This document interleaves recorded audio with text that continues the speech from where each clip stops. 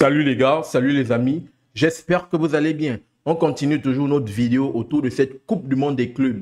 Concernant nos clubs africains, et dans cette vidéo, on va s'intéresser à Al Hilal, le club égyptien Logos, bien sûr aussi le continent africain, qui a joué cette deuxième journée pour cette Coupe du Monde des clubs. Ils ont affronté le club brésilien de Palmeiras et malheureusement, ils vont subir leur première défaite dans la compétition. Ils vont s'incliner 2-0 face à une belle équipe de Palmeiras, d'ailleurs, qui nous a montré de belles choses. On se rappelle très bien que cette équipe de Ali Le Caire avait fait le match inaugural face à l'Inter Miami, l'équipe emmenée par Lionel Messi et Luis Suarez. Et dans ce match, ils étaient supérieurs face à l'Inter Miami. Malheureusement, ils ne vont pas pouvoir s'imposer. Le match va se finir sur un score vierge, 0 but partout. Ils vont juste prendre un but au bout de la rencontre. Et là, signal d'alarme parce qu'ils ont perdu le match. Ils n'ont que 1 point. C'est la lanterne. Ils sont derniers du groupe A. Signal d'alarme, on va essayer de revenir, on va essayer de donner les différents scénarios qui pourraient permettre à cette équipe du Ali Le Caire de décrocher son ticket de qualification pour se qualifier pour les huitièmes de finale de cette Coupe du Monde des clubs. On va en parler dans cette vidéo. Je tiens toujours à le rappeler et c'est le plus important. Sur cette chaîne Super Sub, on va pousser et on va mettre en avant le football africain autour des compétitions africaines de football. Donc si toi, tu es un amoureux du football africain et que cette thématique te passionne, je t'invite à faire ces 3 choses. À t'abonner, partager massivement les vidéos et activer la cloche de notification pour ne manquer aucune de mes sorties. Sans plus tarder, on va se plonger sur notre match entre Palmeiras et le Ali Le Caire, où bien sûr notre club égyptien du Caire s'est incliné 2-0. Donc, dans ce match, qu'est-ce qu'on peut voir? Déjà, quelque chose que je vais mettre très clairement au vu de tout le monde, il y a un point en commun qui lie nos 4 clubs africains qui sont engagés dans cette Coupe du Monde des clubs. Le point en commun, c'est bien sûr nos 4 clubs africains, c'est l'Ali Le Caire, Espérance Sportive de Tunis, le Raja Casablanca et Mamelodi Sundowns. Donc, le point qui lie nos 4 clubs africains dans cette Coupe du Monde des clubs, c'est que sur le plan défensif, ils commettent trop d'erreurs. Nos 4 clubs africains commettent trop d'erreurs. Et vu que vous commettez trop d'erreurs, de l'autre côté également, sur le plan offensif, ils ne sont pas tueurs. Donc, voici le point commun qui relie nos 4 clubs africains. Défensivement, ils commettent trop d'erreurs. D'où ils encaissent beaucoup de buts parce que la plupart, ou du moins la majorité des buts qui ont été marqués par rapport pour les clubs africains, les buts encaissés bien sûr, c'est parce qu'ils ont trop fait d'erreurs. De l'autre côté, les buts qu'ils n'ont pas pu concrétiser, c'est parce qu'ils ne sont pas tueurs, ils ne sont pas clutch. Vraiment, voici le point commun qui lie nos 4 clubs africains qui sont engagés dans cette Coupe du Monde des clubs. C'est la même chose pour le Ali Le Caire qui, dans cette rencontre, va subir. Parce que voici aussi l'un des trucs que j'aime bien avec cette Coupe du Monde des clubs, c'est l'opposition de style entre les différents clubs, entre bien sûr les différents villes que Palmeiras c'est un club brésilien, le Ali Le Caire c'est un club africain, mais les différences de style parce qu'on a pu voir dans ce match le style. Bien sûr, le premier style amené par cette équipe de Palmeiras. Parce que l'un des points forts de cette équipe Palmeiras, c'est les coups de pied arrêtés. Ils vont peut-être répéter 4, 3, 5 fois les coups de pied arrêtés. Il y a déjà un premier coup de pied arrêté. Ils ont quel genre de coup de pied arrêté? Vu qu'on sait que cette équipe du Caire va faire une défense en zone, premier coup de pied arrêté, défense en zone, juste, on va dire quoi, à l'entrée de la surface. Les gars, qu'est-ce qu'ils font? Vu qu'ils ont également un très bon tireur, le tireur va soit de 1, envoyer le ballon dans la surface, c'est-à-dire entre le gardien, les 5,50 m et la défense en zone, c'est-à-dire à l'entrée de la surface, dans une partie du terrain où, de 1, le gardien a du mal à sortir, de 2, où le défenseur recule, parce qu'on sait que c'est tellement difficile de défendre en reculant. Donc, dans cette partie de terrain, bien évidemment, où c'est très dangereux, le gars va emmener le ballon là. Et c'est comme ça que les gars vont encaisser le premier but de la partie. Le premier but de la partie arrive d'ailleurs au bout de la 49e minute. Donc, les gars, en défendant, ça va être une erreur de la part des 2 joueurs algériens, des 2 joueurs de cette équipe du Caire. Le premier, c'est l'attaquant, vu que l'attaquant Abou Ali, qui a tendance, c'est un coup de pied arrêté, de venir défendre, bien sûr, sa défense. Et Achraf Dari, d'ailleurs, qui est également central de son équipe, les deux vont se gêner sur ce coup de pied arrêté. Malheureusement, ils vont tremper El Shanaoui. Donc, voici l'un des points forts. Voici même, cette équipe de Palmeiras pourrait inscrire un deuxième but.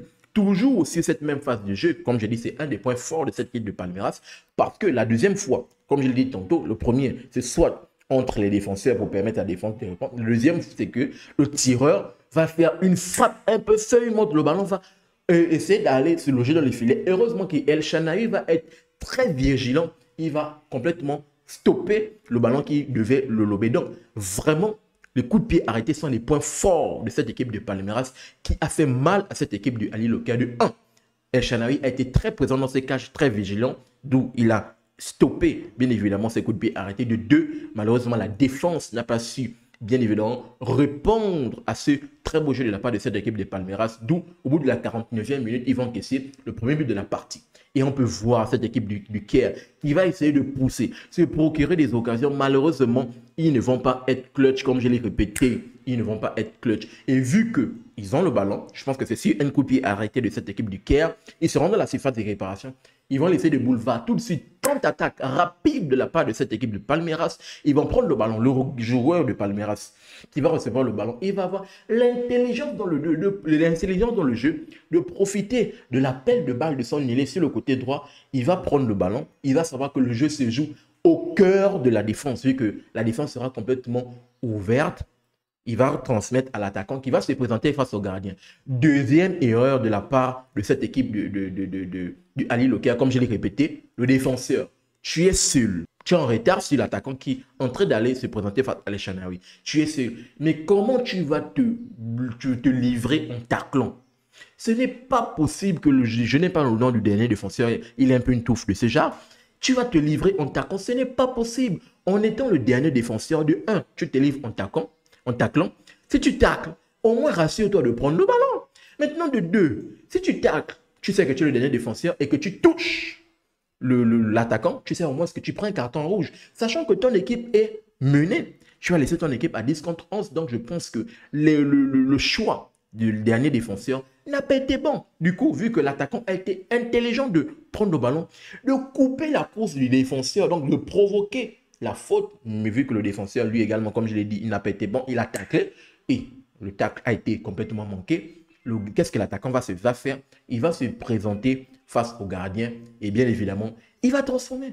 Il va tuer El Shanaoui 2-0 au bout de la 59e minute. En 10 minutes, cette équipe de Palmeiras, coup de massue à Ali Lokia, malheureusement, qui va se prendre un KO au bout de 10 minutes de jeu, au bout de la 59e minute. Donc, une fois de plus, comme je l'ai dit tantôt, le point commun de nos clubs africains, c'est que défensivement, ils ne sont pas bons. À l'image du défenseur qui n'a pas eu l'intelligence dans le jeu de accompagner l'attaquant. C'est ce qu'il fallait faire. Tu accompagnes l'attaquant. Déjà, l'attaquant, qu'est-ce qu'il fait? Il te coupe dans ton élan. Donc, il passe devant toi.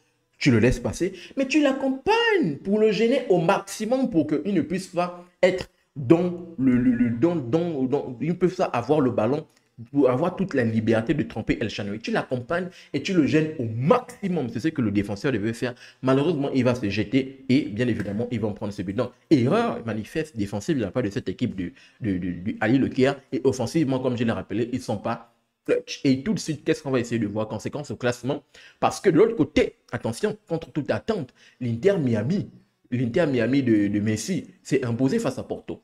C'est vraiment la surprise dans ce groupe A de voir cette équipe de l'Inter Miami s'imposer face à Porto parce que Porto, bien sûr, c'était eux les favoris, club européen. Porto, d'ailleurs, qui ouvre le score, mais ils vont se faire prendre une fois de plus par un Lionel Messi superbe. Et Lionel Messi va toujours éclairer et donner l'avantage à cette équipe de l'Inter Miami. Excusez-moi, sur un coup franc magnifique à l'entrée de la surface, boum, le ballon va se loger dans la lucarne du gardien et donner cette victoire à cette équipe de l'Inter Miami qui se retrouve dans notre classement, tout de suite en séquence au classement dans le groupe A, qui se retrouve dans le classement à la deuxième place avec un bilan de 4 points. Palmeiras, bien évidemment, qui a tapé cette équipe du Caire, se retrouve à la première place avec 4 points. Goal average de plus 2 avec les 2 buts marqués, aucun but encaissé. Inter Miami, goal average de plus 1 avec 2 buts marqués, 1 but encaissé. Porto se retrouve à la troisième place avec un bilan de 1 point. Goal average de moins 1 but marqué, 2 buts encaissés. Et cette équipe du Caire est à la dernière place avec un bilan de 1 point avec un goal average de moins 2. Maintenant, quels sont les différents scénarios selon lesquels cette équipe du Caire pourrait se qualifier pour les huitièmes de finale? On va essayer d'en parler. Mais avant de parler de ces scénarios, j'aimerais mettre un accent très clair sur quelque chose par rapport à la troisième journée. Parce que les scénarios que je vais évoquer sont annulés si et seulement si Palmeiras et l'Inter Miami font match nul dans la troisième journée. Vu que les deux équipes vont s'affronter, qui va prendre la première place? Si et seulement si les deux s'arrangent, c'est-à-dire qu'ils disent que, ok, toi et moi, on est qualifiés. Si on fait match nul, on a 5 points, 5 points. Quel que soit Alpha, victoire de Porto ou Al-Ali, personne d'entre eux n'est qualifié. Ok, nous, on est qualifiés. On s'arrange, on fait match nul. S'il y a match nul, les scénarios que je vais avancer sont complètement annihilés, sont complètement nuls pour cette équipe de Ali Lokia. Donc, les scénarios que je vais annoncer seront bel et bien, vont pouvoir prendre forme si et seulement si, de 1, il n'y a pas match nul entre Palmeiras et l'Inter Miami. Maintenant, de 2, Ali Lokia peut avoir les chances de ces qualifications dans leurs mains et leurs pieds. Mais également, ils doivent également espérer que Palmeiras s'impose. Donc, voici les différents scénarios.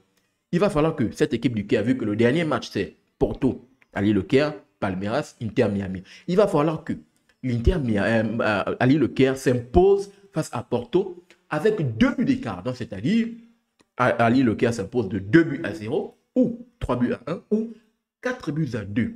Ça, c'est du 1. De 2, il va falloir que Palmeiras complètement cette équipe de l'Inter Miami, également sur le même score de 2 buts et d'écart, donc 2 buts à 0, 3 buts à 1 ou 4 buts à 2. Voici les scénarios selon lesquels cette équipe du Ali Le Caire pourrait se qualifier pour le prochain tour.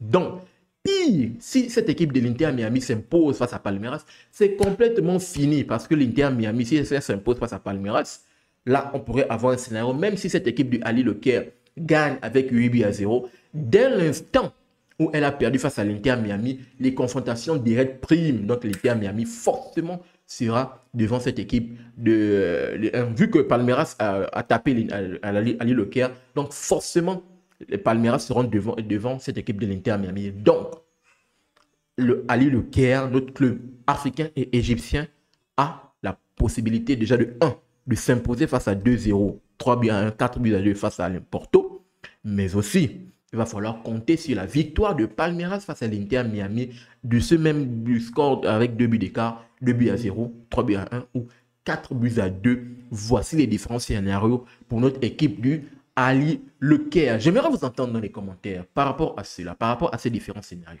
Pensez-vous réellement que cette équipe du Ali Le Caire a toutes ses chances de se qualifier pour les huitièmes de finale avec les différents scénarios que je viens d'évoquer? Je vous attends dans les commentaires, bien sûr, pour avoir votre analyse et votre opinion. Mais également, si et seulement si il n'y a pas match nul, ou l'Inter Miami ne s'impose pas, ou pire, si Porto ne fait pas nul ou ne perd pas dans le dernier match face à Ali Le Caire. J'aimerais vous entendre dans les commentaires par rapport à une qualification de notre club africain Ali Le Caire. Pensez-vous réellement qu'elle pourrait se qualifier pour le prochain tour des huitièmes de finale? Je vous attends dans les commentaires pour avoir votre analyse et votre opinion. N'oubliez pas de vous abonner, de liker, mais surtout activer la cloche de notification pour ne manquer aucune de mes sorties. Peace. À très bientôt les gars.